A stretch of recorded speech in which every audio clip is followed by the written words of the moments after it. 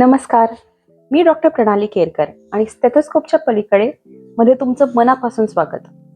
जर तुम्ही अमेरिकेत नुकतेच आला असाल किंवा पुढच्या काही महिन्यात किंवा पुढच्या काही वर्षात येण्याचा विचार करत असाल तर आजचा व्हिडिओ तुमच्यासाठी नक्की खूप महत्त्वाचा ठरेल. कारण हेल्थकेअर समजण्यापूर्वी आपल्याला एक निर्णय घ्यावा लागतो. माझा प्रायमरी केअर डॉक्टर कोण असणार आहे?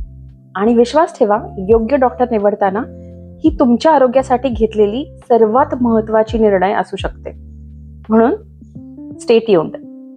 आजचा व्हिडिओ माझ्यासाठी पण खूप महत्त्वाचा आहे, कारण की मी जेव्हा हा व्हिडिओ बनवत होते किंवा ह्याच्यासाठी माहिती गोळा करत होते तेव्हा मलाही खूप शिकायला मिळालं आणि मला असं वाटलं की मी हे नक्की तुमच्यासोबत शेअर केलं पाहिजे. चला, एक प्रसंग इमॅजिन करूया. तुम्ही नुकतेच अमेरिकेत आला, तुम्हाला चांगला जॉब लागला, जॉबकडून तुम्हाला इन्शुरन्स मिळाला. आता वाटलं की आपल्याला एक प्रायमरी केअर डॉक्टर पाहिजे. म्हणून तुम्ही गुगल उघडलं आणि 300 डॉक्टर समोर आले. Family medicine, internal medicine, nurse practitioner, physician assistant, त्यांचे भरमसाठ रिव्ह्यूज, हॉस्पिटल्स, इन्शुरन्स. आणि मग एक प्रश्न पडला, नेमका कोणता डॉक्टर निवडायचा? हा प्रश्न मला माझ्या अनेक नवीन रुग्णांकडून ऐकायला मिळतो. खरं सांगायचं तर मी जेव्हा पहिल्यांदा अमेरिकेत आले तेव्हा पण मला हाच प्रश्न होता. म्हणून आज मी तुम्हाला 7 अशा गोष्टी सांगणार आहे ज्या प्रत्येकाने प्रायमरी केअर डॉक्टर निवडण्यापूर्वी लक्षात ठेवायला हव्या. ओके, सर्वात आधी प्रायमरी केअर डॉक्टर म्हणजे कोण? आपल्याकडे अनेकदा असा समज असतो की प्रायमरी केअर डॉक्टर म्हणजे सर्दी तापाचा डॉक्टर. पण खरं तर तो तुमच्या संपूर्ण आरोग्याचा साथीदार असतो. तो फक्त आजार बघत नाही, तर तुमचा ब्लड प्रेशर, डायबिटीज, तुम्हाला कोणते वॅक्सिन्स लागतात, कोणत्या वयात कोणतं कॅन्सर स्क्रीनिंग करायचं, मेंटल हेल्थ, प्रिव्हेंटिव्ह केअर, सगळ्याची काळजी घेतो.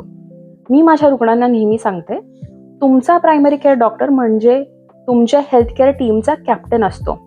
जर गरज पडली तर स्पेशालिस्टकडेही तोच योग्य मार्गदर्शन करतो.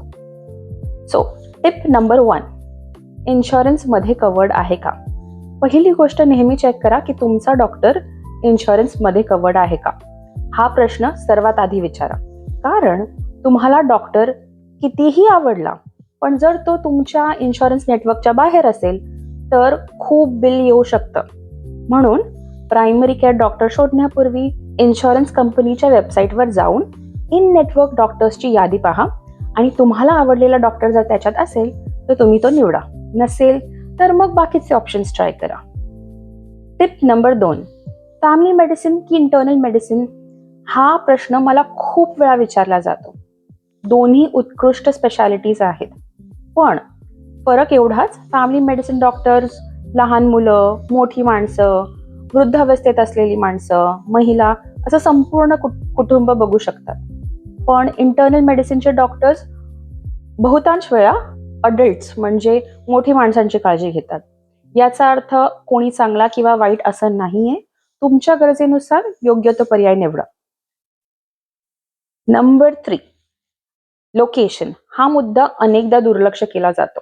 पण विचार करा, दरवर्षी जर तुम्हाला चेकअप करायचे आहेत, काही चाचण्या करायच्या आहेत, ब्लड वर्क करायचे आहेत, फॉलोअप आहे, वॅक्सिन्स घ्यायचे आहेत, तर क्लिनिक घरापासून खूप लांब असेल तर आपण अनेकदा ते अपॉइंटमेंट्स पुढे ढकलतो किंवा कॅन्सल करतो. म्हणून शक्यतो घराजवळ किंवा कामाच्या ठिकाणाजवळ तरी डॉक्टर निवडा. नंबर 4, नवीन पेशंट्स घेत आहेत का? अनेक वेळा चांगले डॉक्टर्स सध्या नवीन रुग्ण घेत नाहीयेत.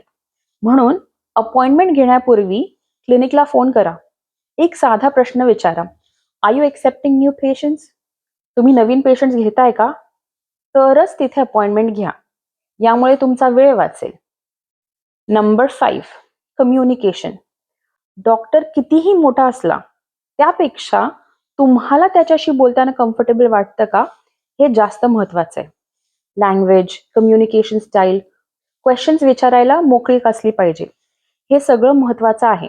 आणि जर तुम्हाला इंग्लिशमध्ये अडचण असेल तर इंटरप्रेटर सर्व्हिस मागायला अजिबात हरकत नाही.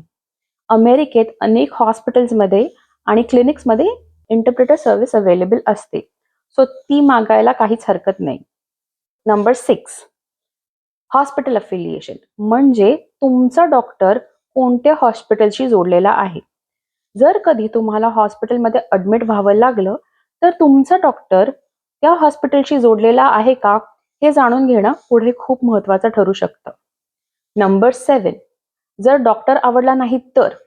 आता समजा एवढं सगळं तुम्ही केलं आणि डॉक्टरकडे गेलात, पण डॉक्टरला भेटल्यावर तुम्हाला असं वाटलं की हा काही बाबा मला डॉक्टर पटत नाहीये. तर तर तुम्ही प्रायमरी केअर डॉक्टर बदलू शकता. प्रत्येक डॉक्टर प्रत्येक पेशंटसाठी योग्य असेल असं नाही. ती पूर्णपणे नॉर्मल आहे. विश्वासाचं नातं असणं महत्वाचं आहे. जर तुम्हाला वाटलं की एखादा डॉक्टर तुम्हाला समजून घेत नाहीये किंवा तुमची मदत करत नाहीये, तर तुम्ही पूर्णपणे प्रायमरी केअर डॉक्टर बदलू शकता. फॅमिली मेडिसिन फिजिशियन म्हणून माझ्या दृष्टीने सर्वात चांगला प्रायमरी केअर डॉक्टर तो नसतो ज्याच्याकडे सर्वात जास्त डिग्रीज आहेत, तर तो असतो जो तुमचं ऐकतो, तुम्हाला समजून घेतो आणि अनेक वर्ष तुमच्या आरोग्याच्या प्रवासात तुमच्या सोबत राहतो. सो आज आपण शिकलो प्रायमरी केअर डॉक्टर म्हणजे काय, इन्शुरन्स का महत्वाचा आहे ह्या सगळ्या प्रोसेसमध्ये, फॅमिली मेडिसिन आणि इंटरनल मेडिसिन मधला काय फरक आहे, लोकेशन, कम्युनिकेशन, हॉस्पिटल अफिलिएशन आणि गरज पडल्यास डॉक्टर बदलता येतो. सो प्रायमरी केअर डॉक्टर निवडताना हे 7 प्रश्न स्वतःला विचारा. या सगळ्याची मी एक चेकलिस्ट तयार केली आहे, त्याचा तुम्ही स्क्रीनशॉट काढू शकता. जर तुम्हाला त्याची लिंक हवी असेल किंवा PDF हवी असेल तर लिंक असा तुम्ही खाली कमेंट करा. डॉक्टर निवडताना ती नक्की उपयोगी पडेल. आणि जर हा व्हिडिओ तुम्हाला खरंच उपयोगी वाटला असेल तर अमेरिकेत नवीन आलेल्या एखाद्या मित्राला किंवा नातेवाईकाला नक्की शेअर करा. जरी ते इथे खूप काळापासून असतील आणि त्यांना हे माहिती नसेल तर त्यांच्याशी पण शेअर करा. आणि मला कमेंटमध्ये सांगा तुम्ही प्रायमरी केअर डॉक्टर कसं निवडता किंवा अजून कोणता प्रश्न असेल तर.